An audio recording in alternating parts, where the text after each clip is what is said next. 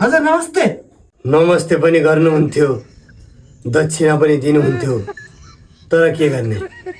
ए हातै छैन, दुरे भइगे म। ल दाइ, तपाईँ जस्ता अपाङ्गसँग पैसाको के आश गर्ने? जान्छु है।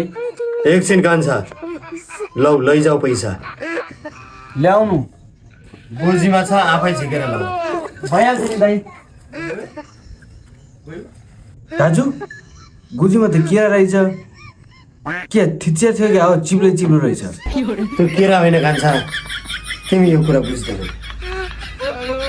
ल दाजु, 1000 रुपियाँ रहेछ, मैले गोजीमा हालेँ है। धेरै धेरै धन्यवाद है दाजु है।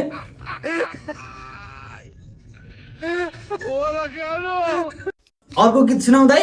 पर्दैन कान्छा, त्यही अब गीत गाउन छोड्छौ भनेर मैले 1000 रुपियाँ तिमीलाई दिएँ, अब नगाऊ।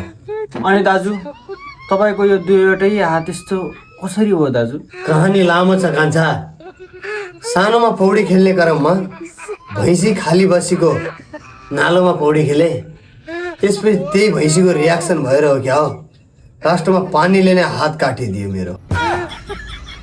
दाजु, कहिलेकाहीँ अरू काम गर्न मन लाग्दैन, अनि त्यति बेला के गर्नुहुन्छ नि? के गर्ने त कान्छा, त्यही त हो त, हात नभएको डुडे चिम्टाको सहारामा बाँचिरहेको छु। अनि तिमी त यस्तो राम्रो सारङ्गी रेट्ने मान्छे, के माग्दै हिँड्या छौ त?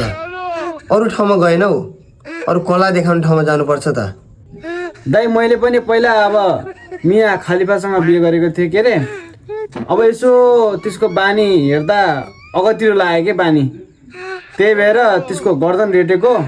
अहिले आएर फेरि सारङ्गी रेट्नु परेको छ।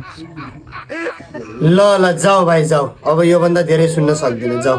ल हुन्छ दाइ, अब आजको कमाइ भइगयो 1000 रुपियाँ। अब त्यही भएर चाहिँ मलाई पुगिहाल्छ। साँझ गएर एकचोटि पलाउनु पर्ला। ए हुन्छ है दाइ, म जान्छु। आजको कमाइ भयो है।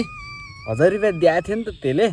आज दिसभरिको कमाइ एकैचोटि दिदियो नि त त्यसले। ओहो, नक्कली पो 1000 रुपियाँ दिएको छ त त्यसले। त्यो मरिजाओस्, त्यो दुईवटा हात भाँच्यो, त्यो अब दुईवटा खुट्टा पनि भाँचियोस्, अनि अर्को एउटा बच्चा खुट्टा पनि भाँचिजाओस्। मासला।